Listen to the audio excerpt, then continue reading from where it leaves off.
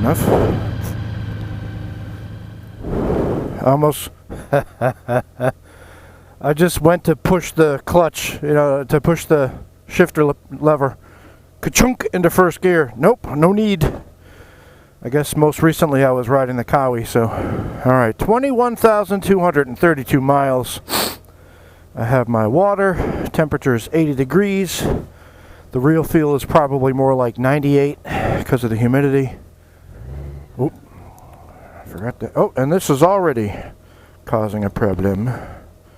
I'm going to have to figure that out at some point. Yeah, that's going to be a problem. Off, you bastard. Alright, let's get out of here.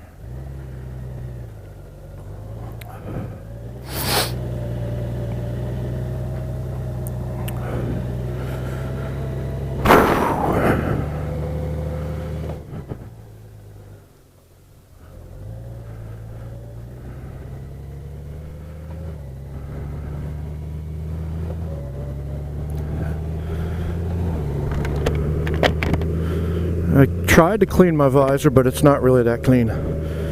I'll have to clean it some more later.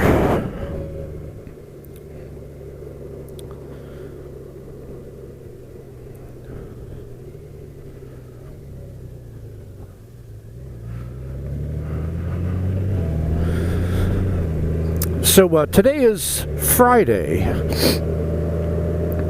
Pardon me. I'll try that again.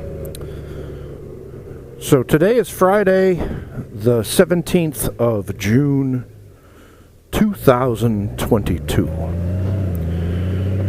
And as you can see, I'm out and about. It's 9:58 a.m. And I decided that I'm going to use my Friday off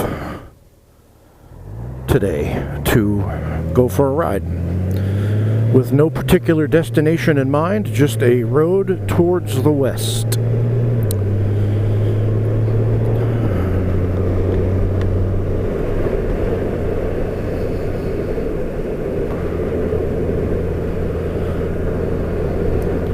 And as I ride along here, you might be thinking, geez, Mike, you have this Friday off because of a holiday or something? No, it's summer hours at my school for my program. And for my division, basically, are 10-hour days, 4 days a week, and then you get Fridays off. And they do that so they can save money on air conditioning and what's nots on campus. So, and the other part, Jesus, that was loud. The other part that's kind of nice is they allow most of the people on staff to work from home a number of hours per week, so those 10 hours aren't all on the campus for most of them. For me, they mostly are, because I'm just I am unable to go home during the regular business hours because students are coming in all the time for advising. They take the placement test and they come in for advising, and if there's nobody there, they've driven possibly 45 minutes just to get to me, and if I'm not there, that's not good. So I stay there basically from 8 o'clock until 6:30 or so, and I'm busy the whole damn time. The whole time. Just busy. It seems like every semester or every day the workload increases.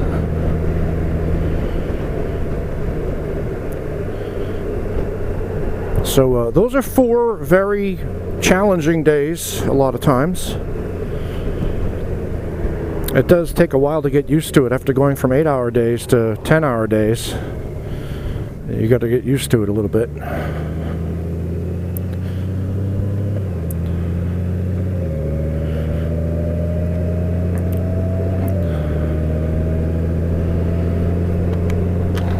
Oh, getting kind of hot in here.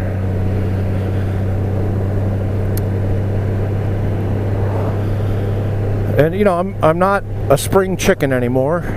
For some of you folks watching, I'm still wet behind the ears, but 51 years is enough to the point where you cannot absorb the impacts of things as easily as you once could. And I've got several impacts, literal. Oh wow, they put a stop sign up here. Well, well, well. Next thing you know, it'll be a red light, and all this will be shopping and houses. Look, there's already houses over there. Sound like an old person. These damn developers destroying the neighborhood. Well, well, well. Change. Change can be good, and I do enjoy change. Technological change, growth of a person, not doing the same old, same old. Some of the change I don't like. I don't like all the population coming in here. But, you know, I'm part of the problem because I came in here too, so.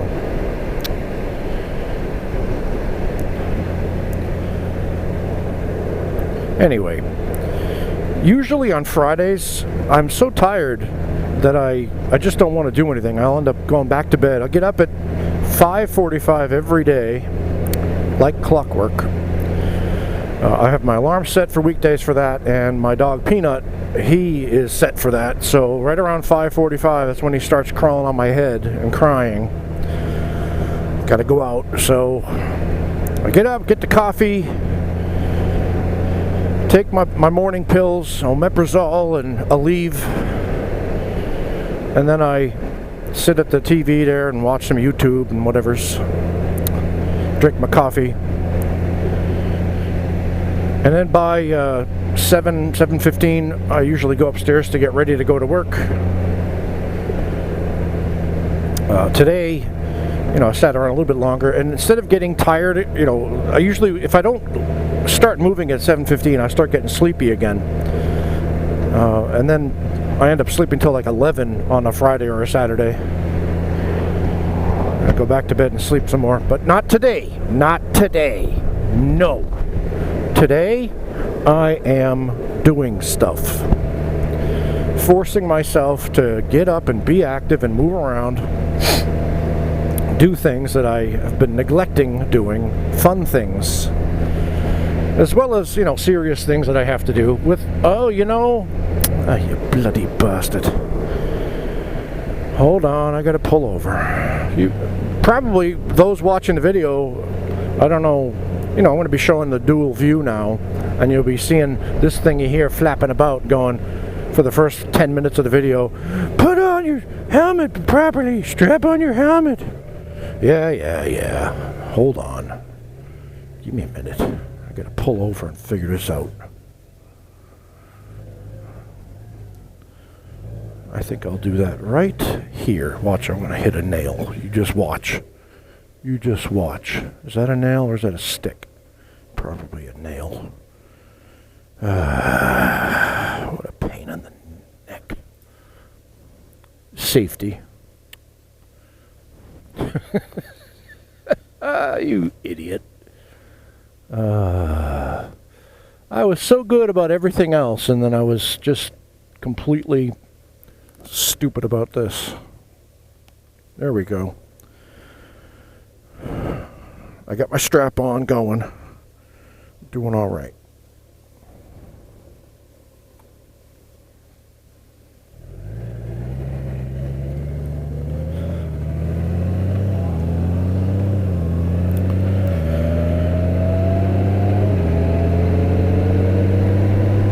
Tobacco.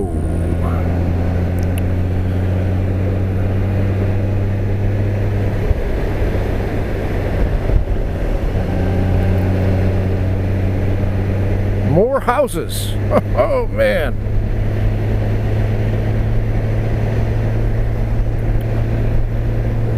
Later on today, my plan is, we'll see if it happens, but my plan is to play my saxophone a little bit,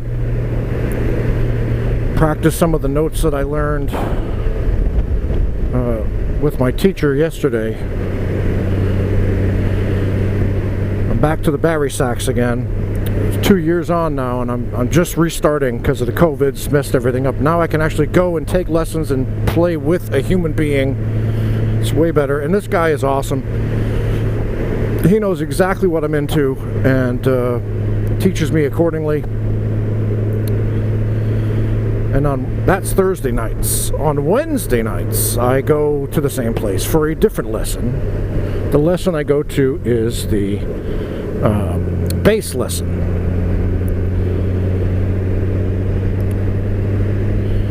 And I learned bass from this really nice guy who is excellent. He just knows his stuff like all get out. The only problem with him is he's more into the funk type of bass, and I'm more into the rock type of bass, the more harder stuff.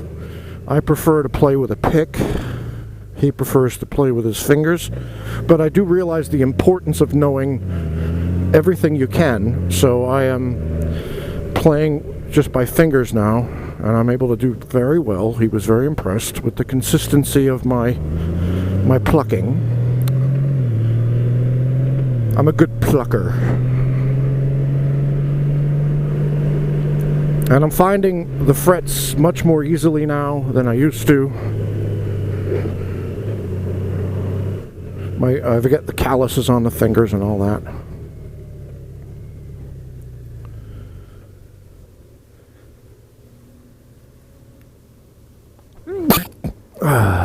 Welcome to Anger, North Carolina. The metropolitan downtown of Anger. Not really, it's down there. And it's about the same as right here. A few more shops. I hope this thing sees me.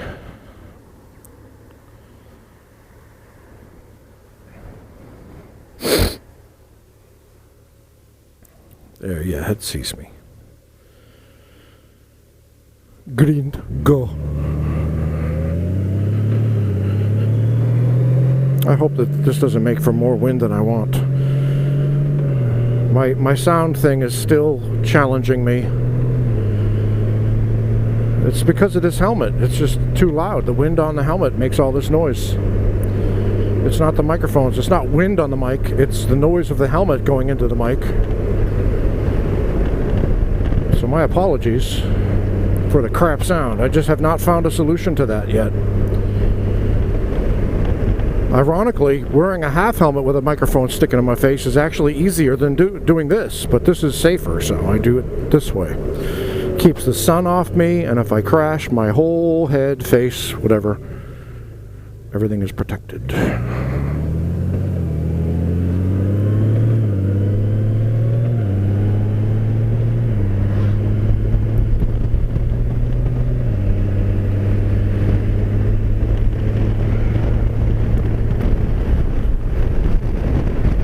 So let's talk a little bit about change, huh? I've had a lot go on the past year. In 4 days, it will be the anniversary of my mother's passing. She died at 5:22 a.m. on June the 21st, 2021.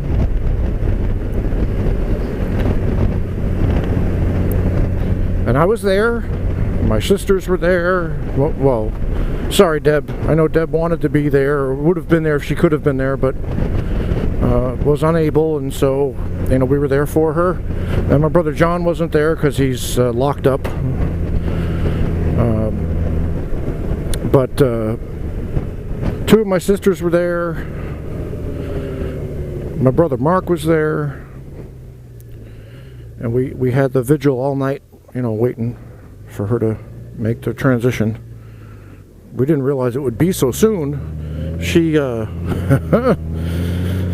typical my mom, once she was told that she could end her suffering just by stopping the medicine that she was on that was keeping her alive, she decided to do that because there was really very little hope of any kind of life ahead of her except for sitting in a chair, unable to do anything, could barely move a muscle because she couldn't breathe. She had an embolism in her lungs, and they said it would take like 4 years to clear, if it cleared. And so she couldn't breathe. She had pulmonary fibrosis. What kind of life is that? And she said that. So what kind of life is this? I'm just sitting here. I can't do anything. I can barely even get up to go to the bathroom. If I take a shower, I have to do it really slow, and then I have to lay down for a half an hour just to recoup. So I totally get it. And when she was given clearance to go to the hospice, like my dad was, she went in there at like 8 o'clock at night and was gone by 5:22 the next day. She did not waste any time. She just marched toward the exit. Fuck y'all, bye-bye, I'm out. Somebody actually said to her, well, you should go to the rehab or the nursing home, and somebody can reel you out in your bed and you can watch the sunset. And she said, sunset? I've seen my share of sunsets. I don't care about sunsets anymore. And that really tells you something. If a person is done with a beautiful sunset, they're done. So, yeah, out she went. And it felt a little bit, I don't, what's the word? Rude, I guess? But not really rude. I mean, my mom was doing what she couldn't help but do. She kind of hastened it, but it was just such a quick, like, see ya, I'm out.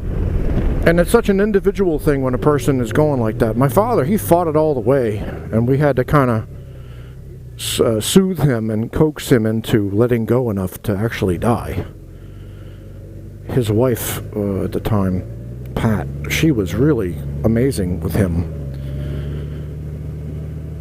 And when he finally went, I mean, you could tell that he really didn't want to go, but he ended up going. My mom, on the other hand, was like, let me the fuck out of here. I gotta get out of here like yesterday. Boom, gone.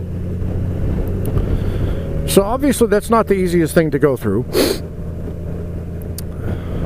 And, you know, logistics and stuff too, and cleaning out my mother's things, and seeing a whole life, you know, in boxes, and stuff that had meaning to her is now meaningless to us, basically, except for a sentimental value. And my mother was kind of good about, like, letting go. She would constantly clean out stuff when she was able to. So there wasn't a whole lot of stuff that was really old in the house anymore. But still, you know, photographs, and like I would send her cards and letters and stuff. She kept those, and so they don't have any meaning to my sisters, and they have meaning to me in that I, you know, express my love for my mom. But you know, I mean, I did keep some personal effects of hers. She had a Celtic cross that she always liked to wear when she was going out to nice places that I got her. So I kept that, and her driver's license. Not really, it wasn't a driver's license anymore. She got rid of that and just had an ID, because she didn't like to drive, didn't know how to drive very well. So, and she had like $3.50 in her purse, and I still have that. Her last bit of money, never to be spent. Not by me, anyway. This poor guy, what happened to him? Oh, out of gas.